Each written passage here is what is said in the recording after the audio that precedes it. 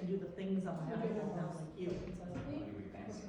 Maybe. Excuse me, Who's Jeremy? Yeah. Had to reuse it. Hey, It has all his passwords the same on it, so. Like, Would be sitting. She wants to like do the work and be like, hey, Mr. Anderson, like, There's like, yeah, she's like, I want to get that remember. What's going on? I thought she could hang with her computer, didn't she? So they were saying, so I was like, I'll have to talk to you. Yeah. Okay, so. He's on it. It's not a rush, but I was like, I'll talk to Richard.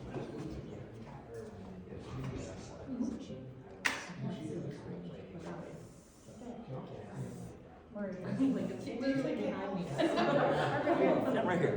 Now I got a kickball. Yeah. That's all she has.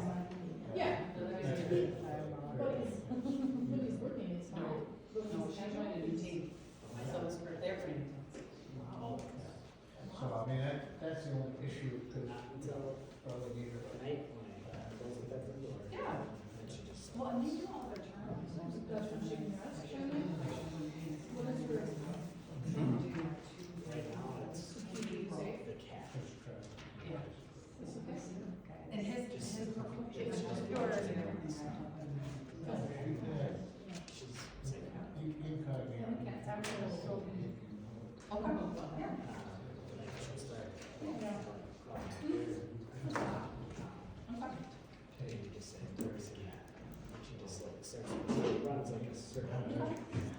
fine. Where's the cat lady from now? She will, yeah, she'd help. Alright. City council staff procedures, I guess we're continuing that. Yep, so the purpose of the item tonight is just a rehash of last work session.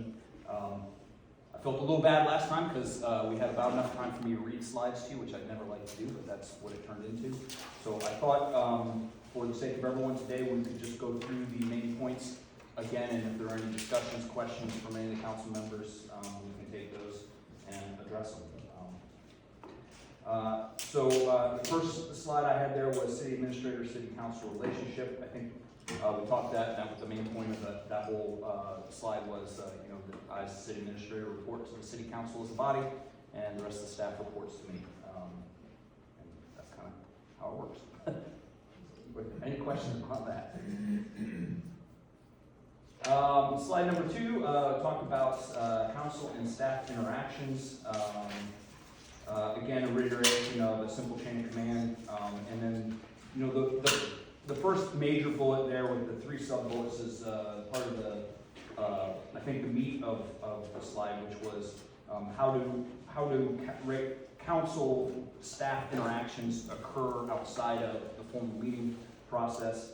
And just to reiterate, we expect at the staff level that individual council members are going to call or email or whatever form of communication, stop by to talk about if they have any questions on council actions, and those going direct to the department head that's in charge of that particular council action is normal, makes sense, and there's no problem with that.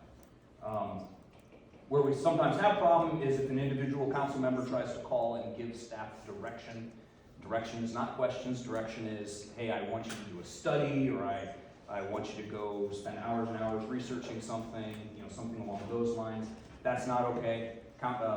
The department heads have standing guidance for me that if that happens, that they're to be polite, but then refer that issue to me, and then I will try to deal with it. If it's something we've already done, yeah, we'll get it out there. If it's not, I'll bring it to this forum or council meeting and ask for direction from the council. Adam, I have a question about that. A question about questions. Sure. So any type of inquiry is okay as long as it's not causing staff to spend an inordinate amount of time to gather new data or whatnot. Right. Yep. And then that goes to the third sub bullet there is that, just something that's not a council action, you know, something, for instance, you know, several of you contacted me today about things that were, or department heads about council items that were on tonight's agenda. That's perfectly normal. There's nothing. The third bullet is talking about those things that are not really on the agenda, but you have a query about something, or what have you. What I have, we've had, and it was before my time, but we kind of have a 15-minute rule. If it's something that the staff member can answer in was spending 15 minutes or less, we're just going to go ahead and answer it. If it's something more than that, then we'll chat and figure out a way to either get that information or again, you know, I'll come back to the council and say, is this something that you want us to spend a bunch of council or staff time on? Does that answer your question? It does. So if I have a question on planning things, it's okay to go directly to you as long as I'm not spending too much time with you on that issue or taking too much of your time asking for additional information or whatnot. Yeah, if you're asking for a clarification on like a policy we have or an application that's coming before you, that's definitely something we can have discussions about and I can try and answer your questions. Okay. Oftentimes through those discussions, you might find information that'd be helpful to maybe then bring back up at the council meeting, so it's, that discussion can then finish or be had at the council level as well, so everyone can be on the same page about that, whatever clarification you're looking for. Otherwise, other scenarios where I often talk to council members might be, a constituent or a rep, someone comes and asks you questions about a development project, and you might not know, so then you reach out to me and forward me with their information, and then I can go follow up with them. Okay. So that's kind of an application-based conversation that we do in our department often, but it might come from a conversation that we need to have. Okay.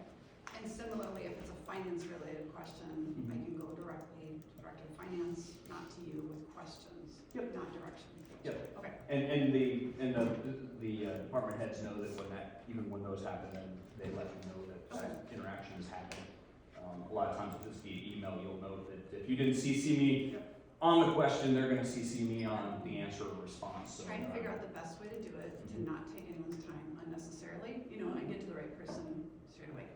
And if you have a question about who the right person is, then obviously you can always come to me and I'll try to figure out who that is. And you guys are really good about that. I mean, I called Laura today because I had 2 questions on, one is a land development that hasn't started, and I don't know all the details on the property, and so wanted you to connect with them, and you were really good, and then in between the email I'd sent, I got another request for another property on Brown that just you connected, and again, there's nothing in front of us, but you guys are pretty good, but that was maybe a 10-minute conversation? Yeah, that was a short conversation, but then you provided that contact information for me, so I'll go follow up with them outside of those conversations we had.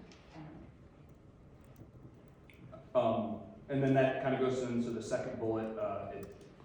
Again, these slides are originally built for a new council member coming on, so but I'm trying to reuse them, so I don't have to make new slides. But the next one is don't jump to conclusions regarding citizen feedback. But really, the gist of that is just like Victoria, your scenario is, you know, you get queries from citizens. Sometimes they're an angry query. If you just want to reach out to us, we'll take the first stab at trying to deal with either whatever the issue is or answering that question. We're happy to do that. And then the final bullet I had on council staff interactions is, you know, there's not really a thing. There's too much communication. So when you start hearing things in the community or you have questions, we'd rather you reach out and ask the question or let us know something's going on, and we try to do the same in our weekly updates and what have you, so that there's no surprises on either side of the dais as to what's going on.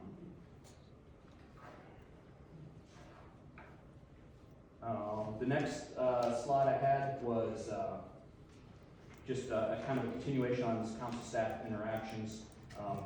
I know I always say this to new council members, but respect goes both ways, obviously, but everyone should also be cognizant there is a power dynamic between elected officials and professional staff that often puts staff at a disadvantage. So just try to remember that we're going to do our best to take care of you and support you, but it works better if we do it in a respectful way.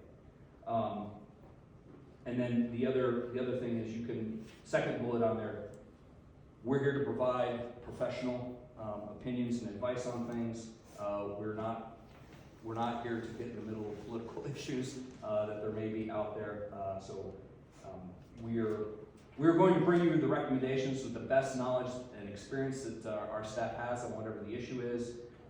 And sometimes we are going to bring those recommendations or those issues to you, knowing you're not going to like the proposal or the proposed course of action that we have for you. And it doesn't hurt our feelings when you want to go a different direction. We just ask that understand we're going to give you the best advice we can. We just don't want to be attacked for trying to provide that. So if you don't like the idea, that's fine. Please attack the idea, not the individual. That's the point there. The second sub-bullet there is back to the whole communication thing. Like for council meetings, we do appreciate if you reach out ahead of time before like a council meeting or something and ask a question, or at least give us a heads up that we're going to ask a question about something or pull something off the consent agenda or any of those kind of things. It allows us to be better prepared. Nobody likes the game of let's see if we can stump the staff by asking questions on something that we may have done that council action 2 weeks ago, and so it may not be fresh on our mind. So if there's something particular we want to know, please give us a heads up. We'll try to provide that. And then the final bullet is we can't take sides. We do our very best to stay neutral between council members, and again, our direction comes from the council as a whole, not individuals. So we're very careful to try to remain neutral when it comes to any disputes that elected officials may have with one another. Any questions on that? We're kind of shift topics here. The next one. The other subject we had was, or had some questions on, was agenda setting, and how does that work? Again, I'll just real quickly. The city clerk is tasked with preparing a draft agenda for council meetings. That includes work sessions, like we're doing right now.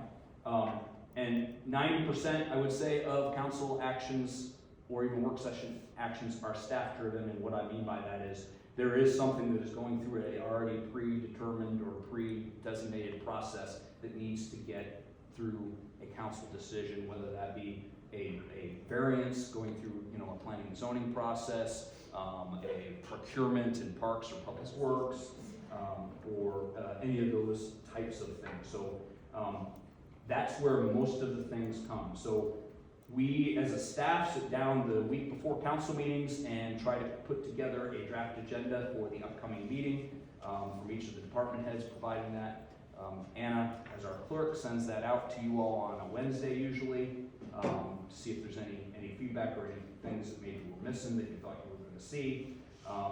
And then we basically spend the rest of, the staff is spending the rest of the week finishing up any council actions, gathering whatever data or bids or final letters from residents for a zoning application, what have you, and getting those in by Thursday at noon, and Thursday afternoon into Friday morning is basically the clerk and I reviewing all of those and trying to put the packet together and get it out to you all on a Friday. So that's kind of the nuts and bolts of how it happens. There's always, and then when it comes to you, I guess the biggest thing is, when it comes to you, like tonight, when we first start the meeting, the very first thing you do as a council is you approve the agenda. The power to approve an agenda rests with you as a body. It is merely a proposal or a draft when we are presenting it to you. So that's the time when it gets approved. That's when really any of the items that we're going to discuss that should be fleshed out, so that we know that's what we're going to talk about in the meeting, and then we proceed to move through the meeting. The other question was that I get is, well, how does an individual council member get something on the agenda that's not something that's part of those automatic processes? And the answer I would have would be, first you would propose it at a format such as this at a work session, or maybe during a mayor council report at a regular council meeting. Or you could do it right at the beginning of the meeting and say, I'd like to amend the agenda by adding a council item 1, 2, 3 to talk about X, Y, Z. If somebody seconds it and the majority throws it onto the agenda, then it's on the agenda. If it's something obviously that's more complicated and you need staff to do work on, then obviously we're gonna wanna know about that ahead of time so that we can have the couple weeks or whatever it is to prepare whatever data we need to provide or recommendations we need to provide or research or what have you. So that's normally, you know, kind of in the generic way of things, something is proposed and we see a consensus from council members that that's the subject we want on a future meeting. You know, depending on its complexity, we may first bring it back to a forum like this as a work session item for just some more discussion to make sure that we're heading down the path that was intended when the subject was brought up. And then it will come as a regular agenda item at a following council meeting for an actual decision. Is kind of usually, now sometimes a very simple thing may just go straight to a council meeting, but you know, worst case scenario, idea, work session, council meeting, is kind of how the norm of things has been flowing like that. Adam, I have one question. Yeah. So if something was gonna be added, and again, understanding surprises are not ideal, obviously, but if a new agenda item were gonna be introduced at the head of a meeting, would that ideally be something that was just more of a discussion point, not something that needed some decision, obviously, because like you're saying, you would need to do research and look into things more in order to. It might be, particularly if it's something you want staff input or research on. I would say they can't do research between No. 6 p.m. when it's introduced and 6:05 when we start talking about it. Yep. So yes. Now legally, you can introduce an item anytime during the meeting that you want to. It's just normally best practice to do it at the beginning. That way, everybody, including the public, knows what you're going to be talking about during the meeting. So there's not a surprise that everybody went home halfway through the meeting and all of a sudden a new maybe controversial item popped onto the agenda at the very end. And so similarly, when you put out that draft agenda on Wednesday, again, that's not an ideal time to add something to the agenda. It would be better to introduce in a work session, something like that. It's a challenge. It's a challenge as far as adding something that maybe is just an individual council member's initiative, because I may not have confidence at that Wednesday that there's a quorum, or not a quorum, a majority of the council that wants to talk about that. Now, sometimes somebody will say, oh, well, we've been talking about having this on the agenda, and we go, oh yeah, we just forgot to put it on there, we add it, and we move on from there. So, things do change, but if it's a totally new thing, no, it's best that we talk about it in the group form, and then we can move it forward. Is that okay? It does. Yeah. That's helpful. Yep. Any other agenda setting questions, issues? All right. Next one. Council meeting procedures. We already touched on the first bullet there. Agendas approved at the beginning of the meeting. And the reason I wanted to throw that on last time is a lot of times we have gotten focused on we're approving the consent agenda, but we're really not. We're approving the agenda, which includes the consent agenda at the beginning of the meeting. So just wanted to make that clear that that's when you're really setting the agenda, and it's not staff who does that. The other point is, for clarification, the mayor is the presiding officer or presides over the meeting, and per the Minnesota Mayor's Handbook or the League of Minnesota Cities and the statute, the mayor really has two functions as the leader of the meeting. One is to facilitate discussion, and the other is to preserve order in the meeting. And we do that through norms and through just running the meeting. I mentioned this before, and I know Soren jumped in, the city attorney. We use, in our code, it refers to Robert's Rules of Order, but again, Robert's Rules of Order, if you were to look at the book, is about yay thick, and it is really aimed at parliamentary procedure. It's what legislatures and things like that use it in its entirety. However, we do use portions of it as a way to help preserve order and facilitate discussion in our meetings. So, things like somebody making a motion, somebody seconding it, and those kind of things. That's kind of we use bits and pieces of Robert's Rules, but it is not by any means a hard, fast, standard operating procedure for the city. That makes sense? Is there any amended version of that, or like the mayor's handbook or something like that? The mayor's handbook does Get have, better. there's some references in the mayor's handbook, there's like an appendix that says, here's, I can't remember the exact title, but the commonly used portions of Robert's Rules of Order, and, you know, it has some things in there as guides, like, if you want to make a motion, you know, normally say, I move to blank, and, you know, it has some of those kind of things in there, so it's like an abbreviated version.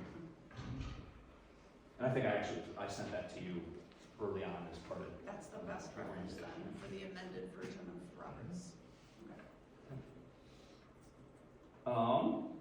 Citizen input. Citizen input is managed by the presiding officer, that is the mayor.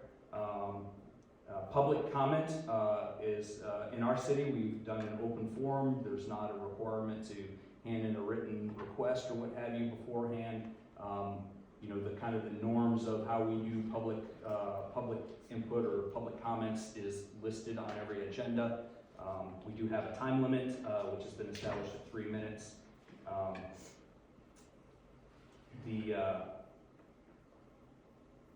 And yeah, I don't know, is there questions on how public comment works? The other thing, as far as citizen Adam, input. I do have a question. Do we tend to fall in line with what other cities do with regard to public comment? I know I've attended some cities who require that people are asked, people write down their name, address, you know, outside on the comment part, so before they even come in. Does League of Cities speak to that, or is that a hard, fast rule? That's not a hard, fast rule. That is a technique or a practice that is used out there. And some bigger cities will do things like that. And I know it's Lake Minnetonka Conservation District, I know we had people go speak at, they have a procedure like that where you have to sign up ahead of time online, go to their website and say, I want to speak during public comments, and then you get recognized that way. So is the ask then from, that people are giving their name and city or address in order to preserve that for the record? Is that a requirement or not? It's a requirement on our agenda as far as the procedure, and it's a fairly common procedure. Yeah.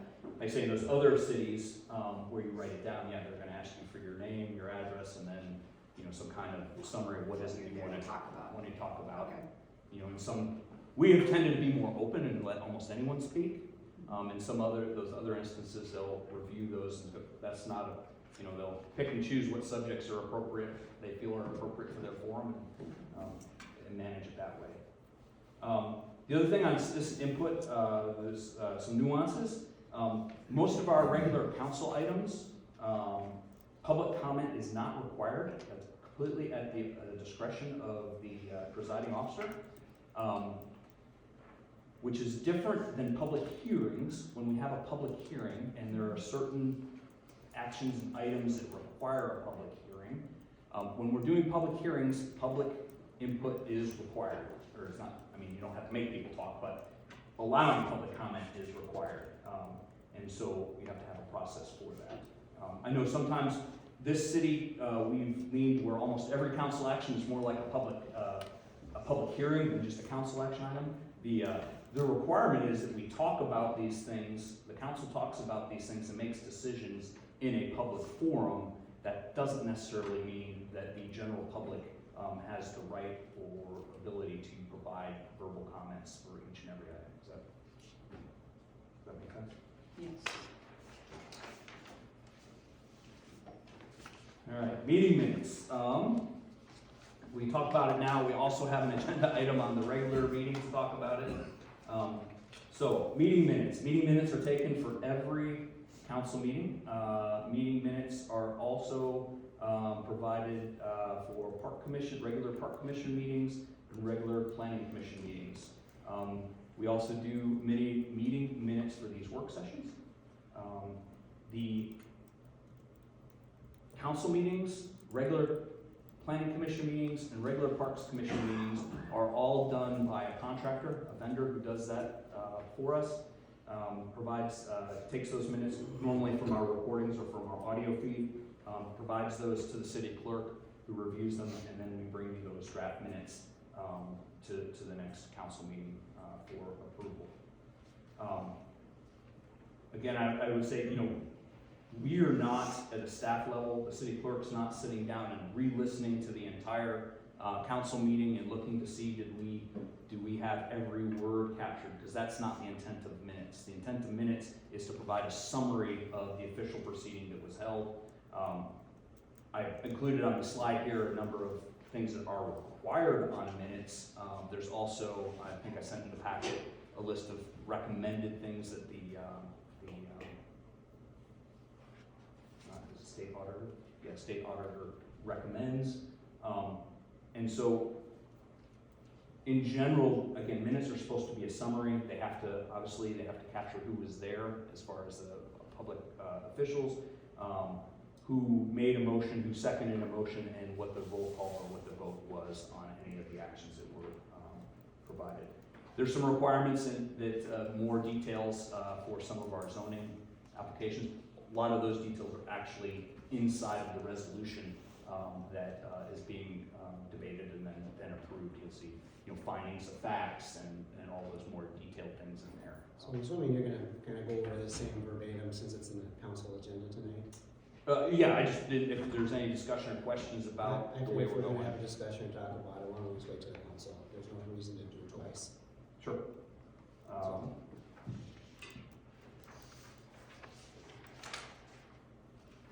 And That's it? that was me. Are there any questions? All right. Thank you. Thank you. Meeting is adjourned. The council.